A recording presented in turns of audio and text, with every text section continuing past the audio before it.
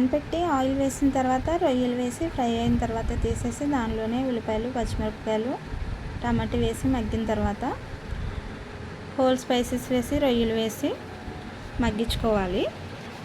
Welcome to my channel. అందరూ ఎలా ఉన్నారు? ఈరోజు మన వీడియోలో రొయ్యల కర్రీ ఎలా చేసుకోవాలో చూసేద్దాము. ఇవి కేజీ రొయ్యలండి. మాకు వైజాగ్లోనే తీసుకున్నారు, మా హస్బెండ్ వెళ్ళి తెచ్చారు. పొట్టు తీయడానికి ముందు కొంచెం వాటర్లో రొయ్యలన్నీ కూడా వేసి కొంచెం సాల్ట్ కానీ పసుపు కానీ సాల్ట్ కానీ లేదంటే కల్లుప్పు కానీ వేసి ఒక నిమిషం అలా వదిలేయండి. అలా వదిలేస్తే కొంచెం ఆ తొక్క అంతా కూడా లూజ్ అయిపోయి ఈజీగా ఊడొచ్చేస్తుంది. నేను తర్వాత చూపిస్తాను ఎలా వచ్చిందో.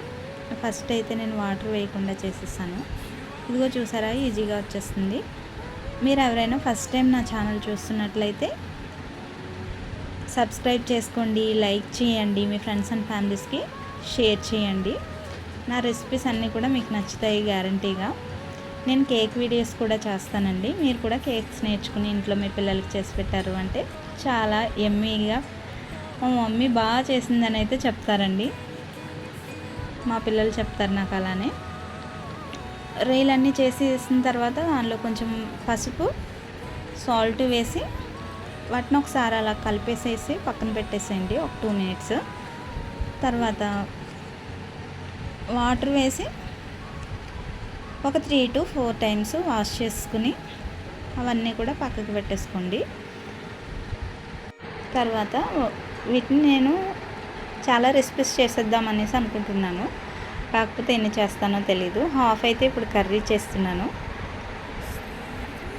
ఒక నిమిషం చూడండి ఎంత మంచి క్లీన్ అయినాయో.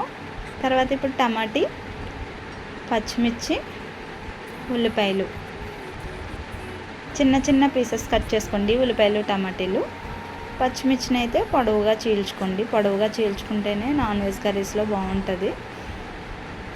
తర్వాత వీటిని మనం గోల్డెన్ బ్రౌన్ వచ్చేంత వరకు కూడా ఆయిల్లో ఫ్రై చేసుకుంటాము.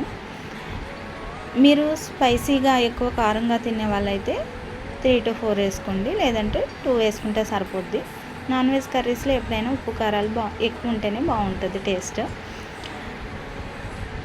ఒక 2 టేబుల్ స్పూన్ వరకు ఆయిల్ వేసుకుంటున్నాను. ప్యాన్ పెట్టేసిన తర్వాత ఆయిల్ వేసి అవి కొంచెం హీట్ అయిన తర్వాత నేను హై ఫ్లేమ్ మీద పెట్టేసుకున్నానండి. హై ఫ్లేమ్ మీద పెట్టి ఫ్రై చేయడం వల్ల అది కొంచెం అడుగు పట్టేసింది. మీరు అలా చేయకండి. సిమ్లో పెట్టుకుంటే కొంచెం టైం టేకింగ్ ప్రాసెస్ అని చెప్పేసి నేను ఇలా చేస్తాను. కాకపోతే మీరు అలా చేయకండి. నేను చేసిన మిస్టేక్స్ మీరు చేయొద్దని చెప్పేసి చెప్తున్నాను. వీటిని మరీ గోల్డెన్ బ్రౌన్ వచ్చేంత వరకు ఫ్రై చేసుకున్నామనుకో అవి క్రిస్పీగా అయిపోతాయి. దాని టేస్ట్ అంతా కోల్పోతుంది. అలా కాకుండా కొంచెం పచ్చి పచ్చిగా ఉన్నట్లుగా జస్ట్ వాటర్ పోయేంత వరకు ఫ్రై చేసుకుంటే సరిపోద్ది. మనం పచ్చిగా తింటున్నాం కదా పచ్చి రొయ్యల్ని, అలా టేస్ట్ బాగుంటుంది. ఆనియన్స్ మనం కట్ చేసుకున్నవన్నీ కూడా వేసేసి దాంట్లో ఒక టేబుల్ స్పూన్ వరకు సాల్ట్ వేసి ఒక 2 మినిట్స్ వరకు కూడా మగ్గిచ్చేస్తున్నాను. మగ్గిచ్చేస్తే దగ్గరికి అయిపోద్ది. తర్వాత మనం ఫ్రై చేసి పెట్టుకున్నాం కదా రొయ్యలు వేసి స్పైసెస్ అన్నీ వేసుకోవాలి. కారం, గరం మసాలా పౌడరు, ధనియా పౌడరు, జీలకర్ర పౌడరు వేసి కొంచెం అలాగా కలిపేసిన తర్వాత ఒక 2 మినిట్స్ మగ్గించండి. ఉప్పు కారాలన్నీ కూడా దానికి పడతాయి. ఒక 2 మినిట్స్ మూత పెట్టేసామంటే మంచిగా ఉప్పు కారాలు పట్టేస్తాయి. దానిలో ఉన్న వాటర్ ఏదైనా ఉన్నా పైకి వచ్చేస్తుంది. తర్వాత దానిలో మనం ఒక్క నిమ్మకాయ సైజ్ అంత చింతపండు తీసుకుని దాని గుజ్జు తీసుకుని ఆ గుజ్జు వేసుకుంటే సరిపోద్దండి. మీకు ఇంకా వాటర్ పడతాయి అనుకుంటే ఎక్స్ట్రా యాడ్ చేసుకోండి. నేనైతే వాటర్ కొంచెం యాడ్ చేసుకున్నాను. నాకు వాటరీగా కొంచెం సేపు ఉడికించాలని చెప్పేసి. ఇలా దగ్గరికి అయిపోయిన తర్వాత ఎమ్మీగా టేస్టీగా సర్వ్ చేసుకోవచ్చండి. వీడియోస్ మీ ఫ్రెండ్స్ అండ్ ఫ్యామిలీస్కి షేర్ చేయండి. Thank you for watching.